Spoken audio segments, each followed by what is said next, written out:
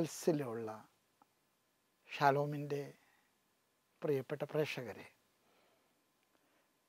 മരണവും മരണാനന്തര ജീവിതവും നമുക്കൊരു വലിയ ധ്യാന വിഷയമാണ്. മരണത്തിൻ്റെ അനന്ത സാധ്യതകളെക്കുറിച്ച് നമ്മൾ ഇന്നലെ ധ്യാനിച്ചു. ഈ രണ്ടാം ദിവസം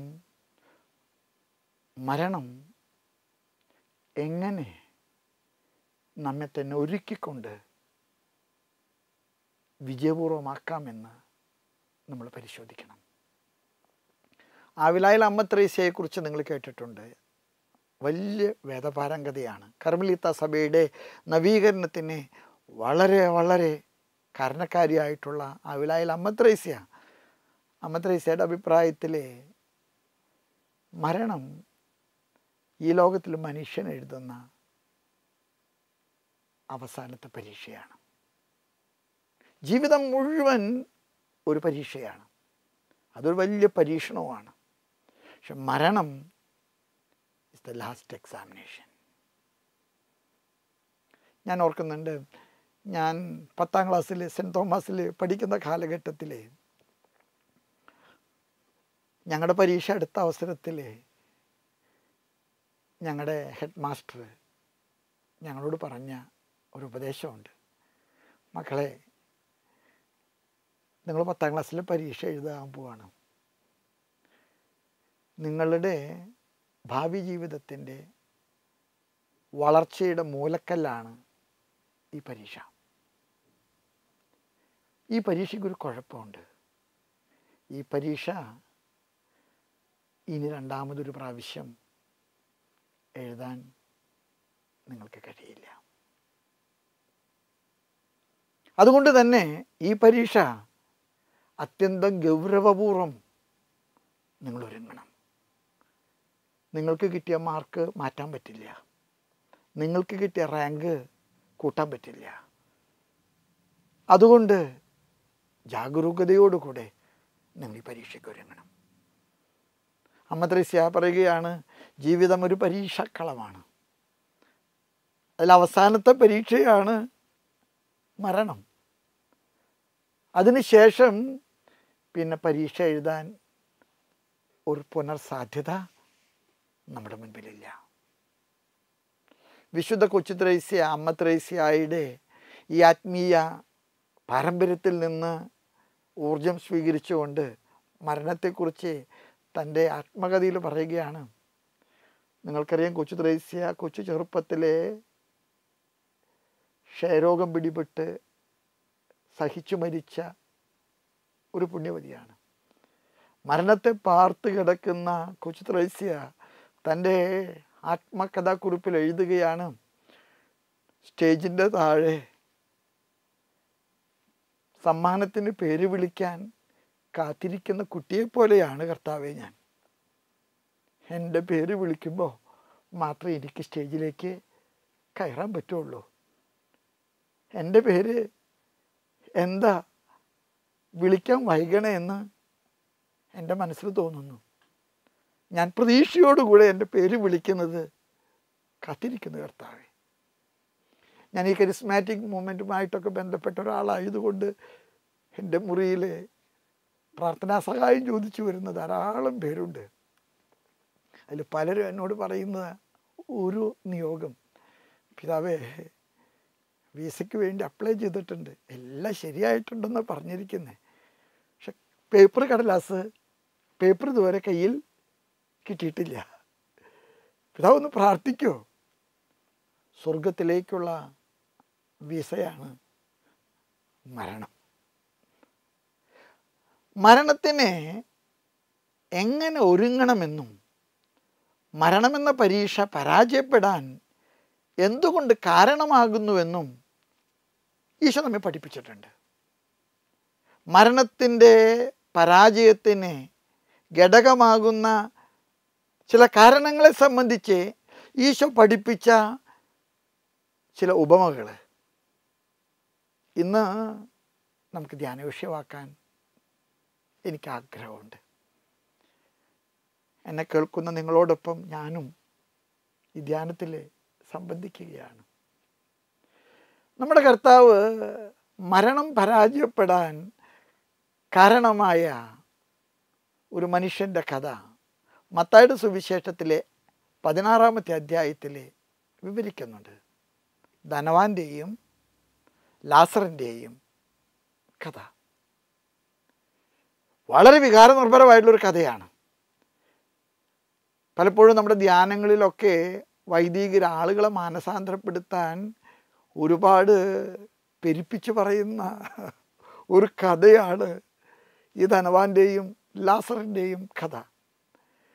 ധനവാനെക്കുറിച്ച് നൽകുന്ന വിവരണങ്ങൾ മത്തായിയുടെ സുവിശേഷത്തിലെ 16-ാമത്തെ അധ്യായത്തിൽ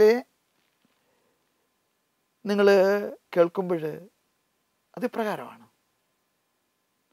അവൻ മൃദുല വസ്ത്രങ്ങൾ കൊണ്ട് മോടി പിടിപ്പിക്കപ്പെട്ടിരുന്നു. അവൻ മൃഷ്ടാന്ന ഭോജനം കൊണ്ട് സുഭിക്ഷമായി ജീവിച്ചു. രണ്ട് കാര്യങ്ങളാണ് അവിടെ പറയുന്നത്. അവൻ ചെമന്ന പട്ടുവസ്ത്രങ്ങൾ കൊണ്ട് മോടി പിടിപ്പിക്കപ്പെട്ടവൻ, മൃഷ്ടാന്ന ഭോജനം കൊണ്ട് സുഭിക്ഷനായിട്ട് ജീവിച്ചവൻ.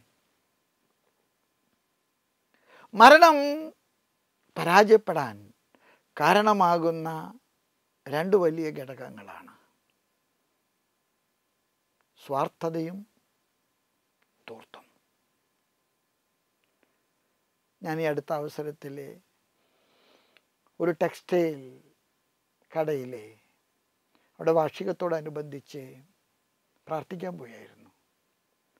പ്രാർത്ഥിക്കാൻ പോയപ്പോൾ പൂച്ചയ്ക്ക് പൊന്നൊരുക്കുന്നിടത്ത് എന്ത് കാര്യം, ഞാൻ ഈ ഉടുപ്പിൻ്റെ തുണി അത് വാങ്ങിക്കാറൊന്നുമില്ല, കിട്ടുന്നത് തയ്ച്ചിടുന്ന ഒരാളാണ്.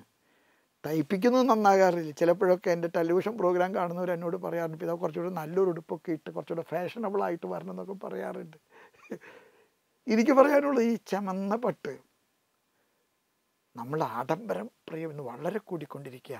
ഞാൻ ആ കടയിൽ ചെന്ന് കഴിഞ്ഞപ്പോൾ ഈ മന്ത്രകോടി സാരികൾ വിൽക്കുന്ന സെക്ഷനിൽ ചെന്ന് കഴിഞ്ഞപ്പോൾ അവിടുത്തെ പെൺകുട്ടികളോട് ചോദിച്ചു, മക്കളെ ഇവിടെ ഏറ്റവും വില കൂടിയ സാരിക്ക് എത്ര റേറ്റുണ്ട്? അപ്പോൾ അവർ ചിരിച്ചിട്ട് പറഞ്ഞു, പിതാവിന് ഹാർട്ട് അറ്റാക്ക് വരണ്ട, പിതാവ് പൊക്കോളൂ. ആവശ്യക്കാരൻ്റെ പത്രാസ് അനുസരിച്ചാണ് സാരിയുടെ വില നിശ്ചയിക്കുന്നത്. 1,00,000 രൂപ വിലയുള്ള സാരിയുണ്ട്. അത് പോരാ എന്ന് പറഞ്ഞാൽ വേറെ കളറിലുള്ള ഒരു സാരി കാണിച്ചിട്ട് 1,50,000 അവർ പറയും. ഒരു കല്യാണ സാരി മന്ത്രകോടി ഒരു പെണ്ണ് ജീവിതത്തിൽ ഒരൊറ്റ പ്രാവശ്യം ഉടുക്കും. പിന്നെ അത് ഉടുക്കുന്നത് ഒറ്റ കാര്യത്തിന് മാത്രമേ ഉള്ളൂ, അന്ത്യയാത്രയിലെ ശവമഞ്ചത്തിലെ യാത്ര പോകാൻ. ചെമന്ന പട്ട്, ആഡംബരപ്രിയമുണ്ടല്ലോ, മരണത്തെ പരാജയപ്പെടുത്താൻ കാരണമാകുന്ന ഒരു വലിയ ഘടകമാണ്. ഇന്ന് നമ്മുടെ സമൂഹത്തിലെ ആഡംബര ഭ്രമം വളരെ വർദ്ധിച്ചുകൊണ്ടിരിക്കുകയാണ്. ധൂർത്തപുത്രൻ്റെ കഥയിലെ ധൂർത്ത എന്ന വാക്ക് നമ്മുടെ കർത്താവ് പ്രയോഗിച്ചിരിക്കുന്നത് ധൂർത്തിനെ കുറിച്ച് മാത്രം പറയാനല്ല, ഇന്നത്തെ സമൂഹത്തിൽ നടക്കുന്ന സർവ്വ ധൂർത്തുകളെയും നമ്മുടെ കർത്താവ് മുൻകൂട്ടി കണ്ടിട്ടുണ്ടെന്നാണ് എനിക്ക് തോന്നുന്നത്. ചമന്ന വസ്ത്രങ്ങൾ, മൃഷ്ടാന്ന ഭോജനം. ഇന്ന് ഭക്ഷണം എനിക്കറിയാൻ പാടില്ല. എൻ്റെയൊക്കെ കൊച്ചു ചെറുപ്പത്തിൽ ഭക്ഷണം കിട്ടാനായിട്ട് ഒരുപാട് കൊതിച്ചിട്ടുണ്ട്.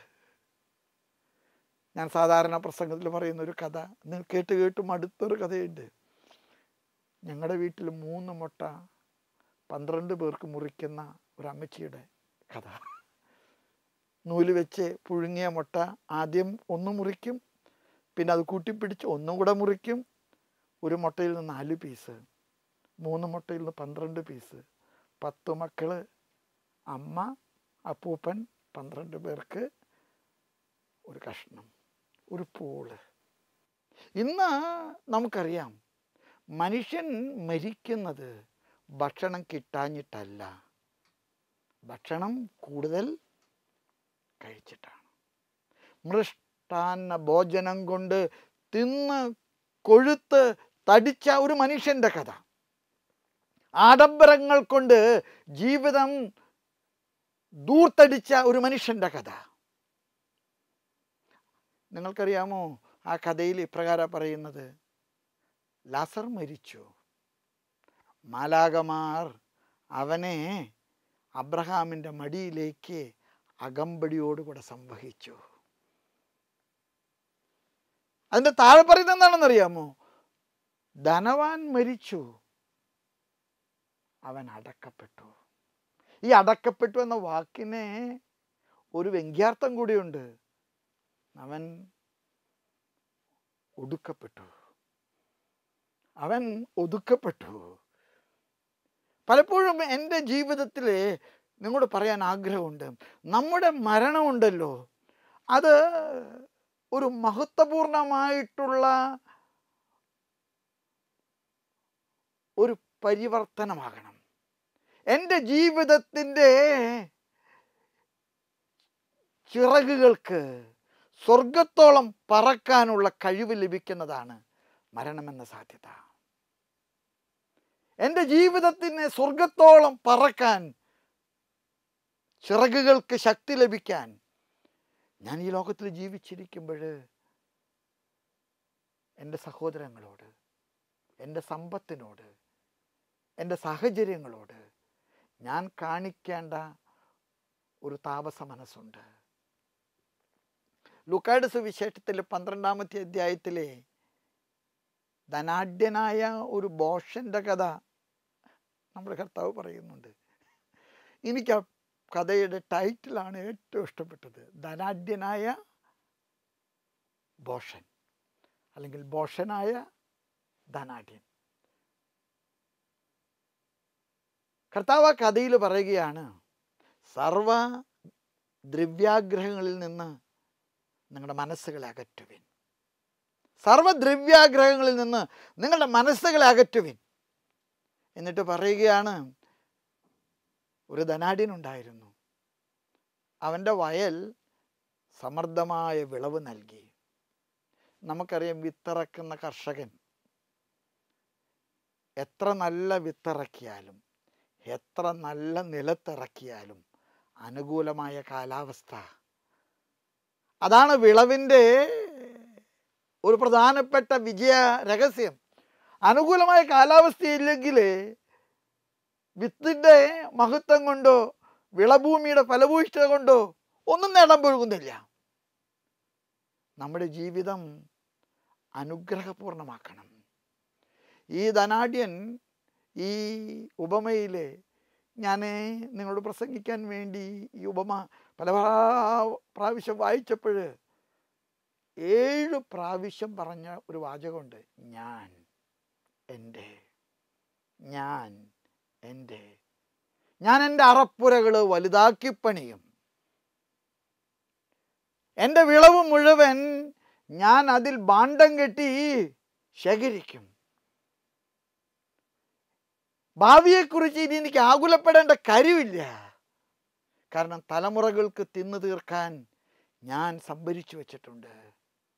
എന്നിട്ട് അഹന്തയോടുകൂടെ ഈ ഭോഷൻ വിളിച്ചു പറയുന്നൊരു കാര്യമുണ്ട്, ആത്മാവേ നീ എന്തിന് ആകുലപ്പെടണം, തിന്ന് കുടിച്ച് മതിക്കുക. സന്തോഷിക്കുക എന്നൊരു പ്രയോഗമാണ് സുവിശേഷത്തിൽ ഉപയോഗിച്ചിരിക്കുന്നത്. അതൊരു റിഫൈൻഡ് യൂസാണ്. സത്യത്തിൽ ആ വാക്കിൻ്റെ അർത്ഥം ആനന്ദിക്കുക, അത് പരിശുദ്ധാത്മാവിൻ്റെ വരദാനമായിട്ടുള്ള ആനന്ദമല്ല, ഈ ലോകത്തിൻ്റെ ജഡമോഹങ്ങളുമായിട്ട് ബന്ധപ്പെട്ട ഒരു പ്രയോഗമാണത്. അതുകൊണ്ടാണ് ഞാൻ ആ പദത്തെ ഇങ്ങനെ പ്രയോഗിച്ചത്, തിന്നുക, കുടിക്കുക, മതിക്കുക. നമ്മുടെയൊക്കെ സമൂഹ ജീവിതത്തിൽ ഇന്ന് നിങ്ങൾക്ക് കാണാം, കൊട്ടാരം പോലെയുള്ള വീട് പണിയുന്ന ആളുകൾ. ഞാനത് വെഞ്ചരിക്കാൻ പോകുന്ന സമയത്തൊക്കെ ചിലപ്പോൾ ചോദിക്കാറുണ്ട്, ഇപ്പോൾ ആരൊക്കെ എവിടെയുള്ളത്? ഞാനും ഭാര്യയും മാത്രമേ ഉള്ളൂ, മക്കളൊക്കെ പുറത്താണ്, അവരൊക്കെ അവിടെ സെറ്റിൽഡാണ്. അവധിക്കാലത്ത് വരുമ്പോൾ താമസിക്കാൻ ഒരു സ്ഥലം വേണ്ടേ?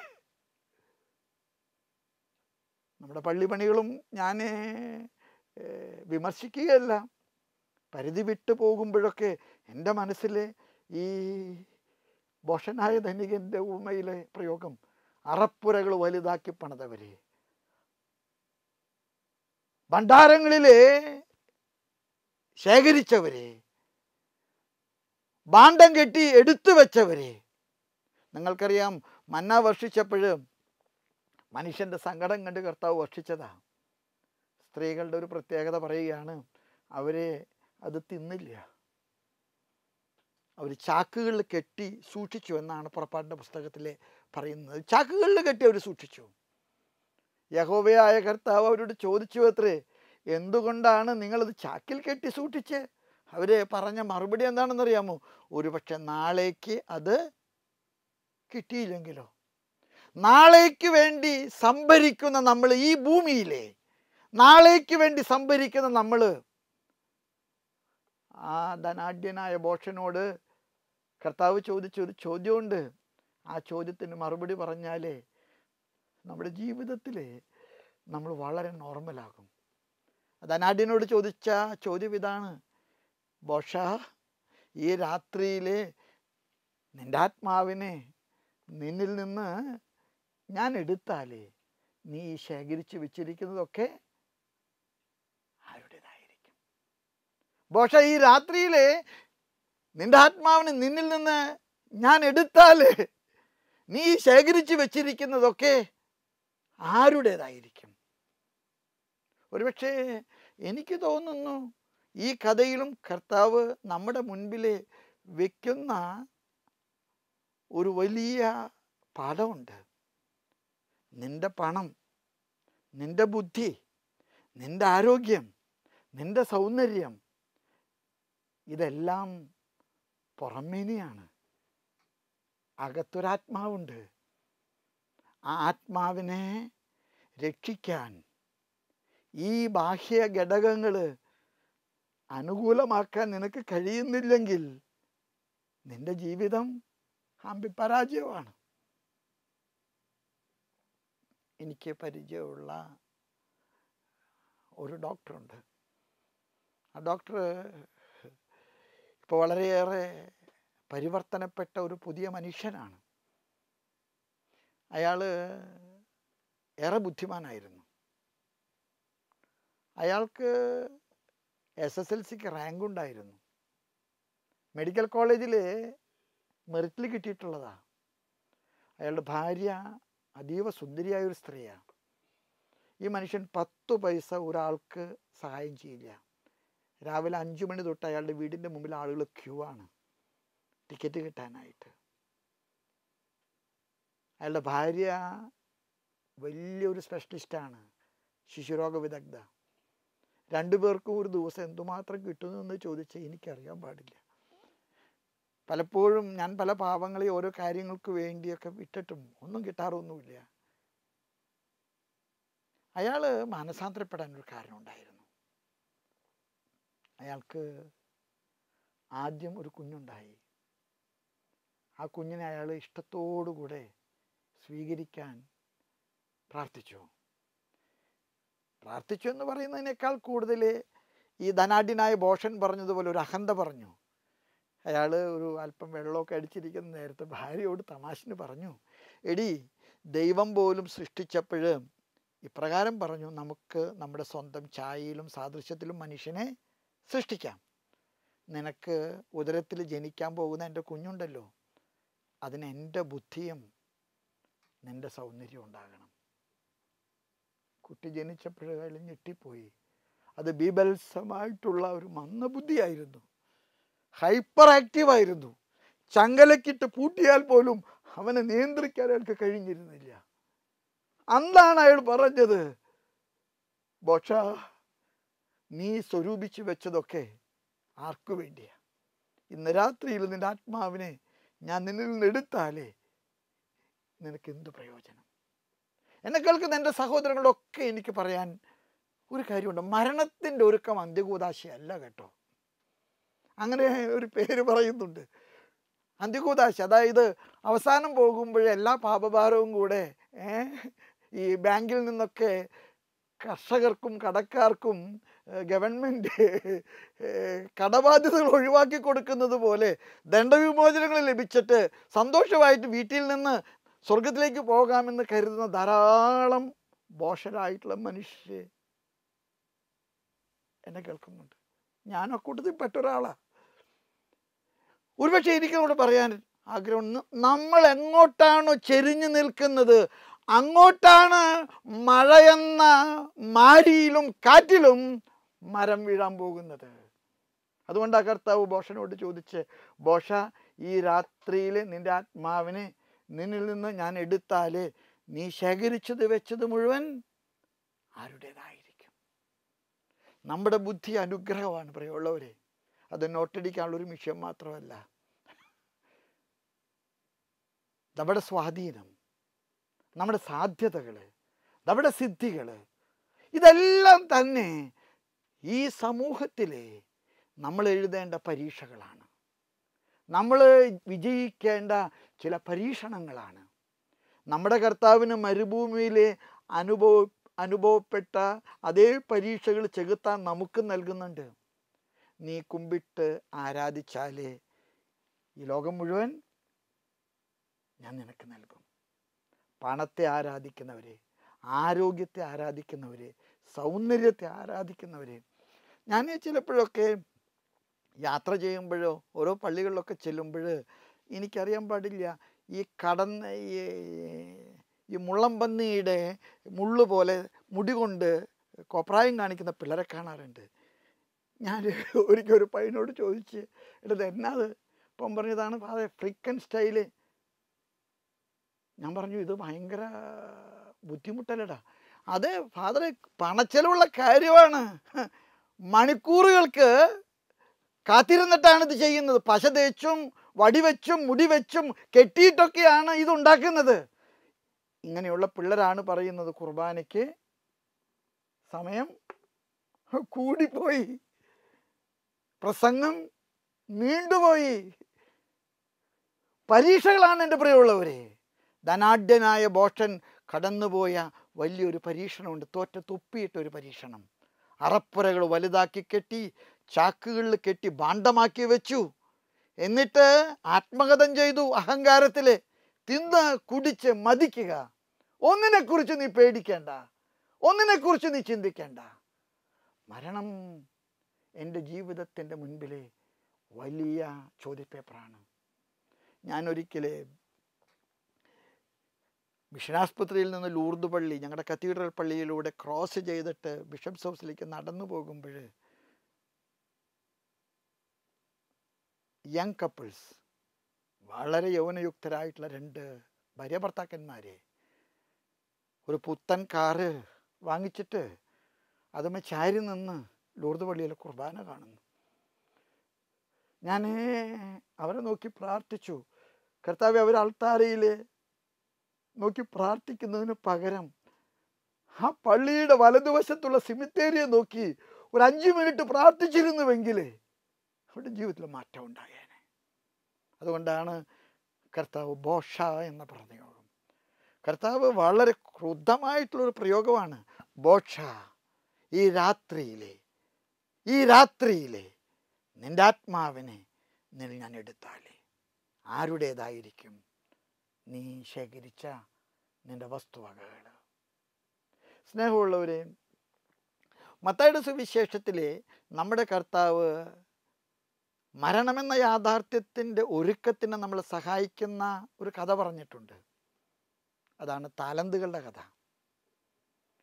വൈദികർ മരിച്ച് അവിടെ ശവസംസ്കാര കർമ്മത്തിലെ 3-ാം ഭാഗത്തിൽ അർപ്പിക്കുന്ന വിശുദ്ധ കുർബാനയിൽ വായിക്കുന്നത് ഈ മത്തായിയുടെ സുവിശേഷം 25-ാമത്തെ അധ്യായത്തിലെ താലന്തുകളുടെ കഥയാണ്. 5 താലന്ത് കിട്ടിയവൻ കഠിനാധ്വാനം ചെയ്ത് വർദ്ധിപ്പിച്ച് 5 കുടം നേടി. 2 താലന്ത് കിട്ടിയവൻ കഷ്ടപ്പെട്ട് 2 കുടം നേടി. 1 താലന്ത് കിട്ടിയവൻ അവൻ യജമാനനോട് വന്ന് പറഞ്ഞത് എന്താണെന്ന് നിങ്ങൾക്ക് കേൾക്കണോ? അവൻ പറഞ്ഞത്, എനിക്ക് അവൻ പ്രയോഗിച്ച 2 പദപ്രയോഗങ്ങൾ ആ പദപ്രയോഗങ്ങൾ ഒരുപക്ഷെ എനിക്ക് തോന്നുന്നു ഈ ഒരു താലന്ത് കിട്ടിയവൻ ഒരു തൃശ്ശൂർ പശ്ചാത്തലമുള്ളവനാണെന്നാണ് എനിക്ക് തോന്നുന്നത്. അവൻ പറഞ്ഞ എന്താണെന്നറിയാമോ? നിന്നെപ്പോലെ ഒരു പെറുക്കീനെയും ഒരു പിശുക്കനെയും ഞാൻ ജീവിതകാലത്ത് കണ്ടിട്ടില്ല. നീ എന്താ സ്വഭാവം? വെക്കാത്തടുത്തുനിന്ന് എടുക്കുന്നവൻ, വെതറാത്തടുത്തുനിന്ന് ശേഖരിക്കുന്നവൻ. എനിക്കിതിനെ ഭയമായിരുന്നു. അതുകൊണ്ട് നീ തന്ന താലന്ത് തുരുമ്പ് പിടിക്കാതിരിക്കാൻ ഞാൻ തുണിയിൽ കെട്ടി മണ്ണിൽ കുഴിച്ചിട്ടു. കർത്താവ് ചോദിച്ചൊരു ചോദ്യമുണ്ട്. നിനക്കത് പണവ്യാപാരികളുടെ കയ്യിൽ കൊടുത്ത് പലിശക്കിട്ടിരുന്നുവെങ്കിൽ ഞാൻ തിരിച്ചു വരുമ്പോൾ നീ ഒരു പണിയെടുത്തില്ലെങ്കിൽ പോലും അതിൻ്റെ പലിശയെങ്കിലും നീ കൊണ്ടുവന്ന് തരാറില്ലേ? സ്നേഹമുള്ള എൻ്റെ സഹോദരങ്ങളോടൊക്കെ എനിക്ക് പറയാൻ ആഗ്രഹമുണ്ട്. മരണം ഒരു മഹാപരീക്ഷണമാണ്. ആ പരീക്ഷണം ജീവിതം മുഴുവനുള്ള ഒരു പരീക്ഷണമാണ്. ജനിച്ച നാൾ തുടങ്ങി മരിക്കുന്നത് വരെ ഈ പരീക്ഷണത്തിൽ പരാജയപ്പെടാതിരിക്കാൻ ഞാനും നിങ്ങളും പരിശ്രമിക്കണം. ചവറ കുര്യാക്കോസ് ഏലിയാസ് പിതാവിൻ്റെ വിശുദ്ധപദ പ്രഖ്യാപന വേളയിലെ പരിശുദ്ധ പിതാവ് പറഞ്ഞ വാക്കുകൾ ശ്രദ്ധേയമാണ്. ഈ പുണ്യപിതാവ് ജനിച്ചന്ന് തുടങ്ങി മരിക്കുന്നന്ന് വരെ പാപലേശമില്ലാതെ ഈ ലോക ജീവിതത്തിലെ ദൈവത്തിൻ്റെ പരീക്ഷ പാസ്സായി. നമ്മുടെ ജീവിതം മുഴുവൻ ഒരു പരീക്ഷക്കളമാണ്. We are in an examination hall. ജീവിതത്തിലെ ഞാനും നിങ്ങളും എന്നും പരീക്ഷണങ്ങളിലാണ്. അത് പണം കൊണ്ടായിട്ടുള്ള പരീക്ഷണങ്ങളാണ്, അത് സമ്പത്ത് കൊണ്ടുള്ള പരീക്ഷണങ്ങളാണ്, അത് സൗന്ദര്യം കൊണ്ടുള്ള പരീക്ഷണങ്ങളാണ്, അത് ആഗ്രഹങ്ങൾ കൊണ്ടുള്ള പരീക്ഷണങ്ങളാണ്, അത് ദുരാഗ്രഹങ്ങൾ കൊണ്ടുള്ള പരീക്ഷണങ്ങളാണ്, അത് ധൂർത്ത് കൊണ്ടുള്ള പരീക്ഷണങ്ങളാണ്. ഇവിടെയൊക്കെ വിജയിക്കാൻ കഴിയാത്തവന് പള്ളിയിൽ അച്ഛൻ വന്ന് തൈലം പൂശി അന്ത്യകുദാശ കൊടുത്ത് മരിച്ചുവെന്ന് നോട്ടീസ് അടിച്ച് പത്രത്തിലിട്ട് സ്വർഗത്തെ പോകാമെന്ന് കരുതുന്നത് ബോഷത്തരമാണ്. അതുകൊണ്ടാണ് കർത്താവ് അവിടെ പ്രയോഗിക്കുന്നത് ബോഷ. എന്നെ കേൾക്കുന്ന എൻ്റെ എല്ലാ സഹോദരങ്ങളോടും എനിക്ക് പറയാൻ ഒന്നേ ഉള്ളൂ. മരണം ജീവിതത്തിൻ്റെ അവസാനത്തിൽ നിങ്ങൾ പാസ്സാകുന്ന ഒരു പരീക്ഷയല്ല. It is an aggregate examination. ജനിച്ചന്ന് തുടങ്ങി ജീവിതത്തിൻ്റെ അന്ത്യം വരെ നിങ്ങൾ നടത്തുന്ന എല്ലാ പ്രവർത്തനങ്ങളും തമ്പുരാൻ ജീവൻ്റെ പുസ്തകത്തിൽ എഴുതും. ജീവൻ്റെ പുസ്തകത്തിൽ ആ കണക്കുണ്ട്. ആ കണക്കിൻ്റെ ലെഡ്ജർ നമ്മുടെ പാസ് മാർക്ക് നിശ്ചയിക്കും. ആ കണക്കിൻ്റെ ലെഡ്ജർ. അതുകൊണ്ടാണല്ലോ വിശുദ്ധന്മാരായവരെല്ലാം തന്നെ പറയുന്നു വീരോചിതമായി ജീവിച്ചു എന്ന്. മരണം വിജയമാകുന്നത് ജീവിതത്തെ വീരോചിതമാക്കുമ്പോഴാണ്. റാണി മരിയയെ വാഴ്ത്തപ്പെട്ട രക്തസാക്ഷിണിയായിട്ട് സഭ പ്രഖ്യാപിക്കുകയാണ്. 1.25 മണിക്കൂർ നടന്ന ദ്വന്ദ്വയുദ്ധത്തിൽ സമീന്ദർ സിംഗ് കടാര കൊണ്ട് ഏറെ പ്രാവശ്യം കുത്തി മുറിവേൽപ്പിച്ചു. സമീന്ദർ സിംഗ് പിന്നീട് ഒരു ക്രിസ്തു ഭക്തനായി. അദ്ദേഹം സ്നാനം സ്വീകരിച്ചിട്ടില്ല, പക്ഷെ ക്രിസ്തുവിൽ അദ്ദേഹത്തിന് വലിയ വിശ്വാസമാണ്. ഷാലോം ടെലിവിഷൻ നടത്തിയ ഇൻ്റർവ്യൂവിൽ സമീന്ദർ സിംഗ് പറഞ്ഞു, റാണി മരിയ മരിച്ചപ്പോൾ ഞാൻ മാനസാന്തരപ്പെട്ടു. റാണി മരിയ മരിച്ചപ്പോൾ ഞാൻ മാനസാന്തരപ്പെട്ടു. കാരണം ഈ കടാരക്കുന്തത്തിന് മുമ്പിൽ റാണി മരിയ എന്നോട് പറഞ്ഞ വാക്കുകൾ എന്താണെന്നറിയാമോ?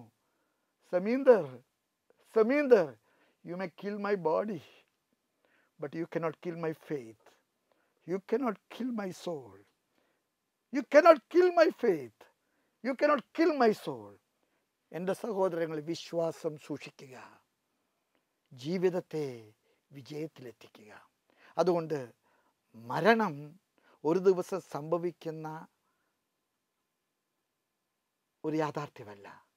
ജീവിതം മുഴുവൻ മരണമെന്ന യാഥാർത്ഥ്യത്തിലേക്കുള്ള ഒരുക്കമാണ്. മരണത്തെ മുന്നിൽ കണ്ടുകൊണ്ട് ജീവിതത്തെ ക്രമപ്പെടുത്തുന്നത്, നിനക്ക് നൽകിയ താലന്തുകളെ വർദ്ധിപ്പിക്കുന്നത്, നിനക്ക് നൽകിയ സാധ്യതകളെ സ്വർഗത്തിലേക്കുള്ള കോവണിയാക്കുന്നത്, നിനക്ക് നൽകിയ സമ്പത്തിനെ ലോകത്തിലെ സ്വർഗത്തിലേക്കുള്ള വഴിയാക്കുന്നത്. സഹോദരങ്ങളെ, നമുക്ക് പ്രാർത്ഥിക്കാം. അത്തരത്തിൽ മരണത്തിനൊരുങ്ങാൻ ദൈവം നമ്മെ അനുഗ്രഹിക്കട്ടെ. പരിശുദ്ധമ്മ നമുക്ക് മധ്യസ്ഥയാകട്ടെ. ആമേൻ.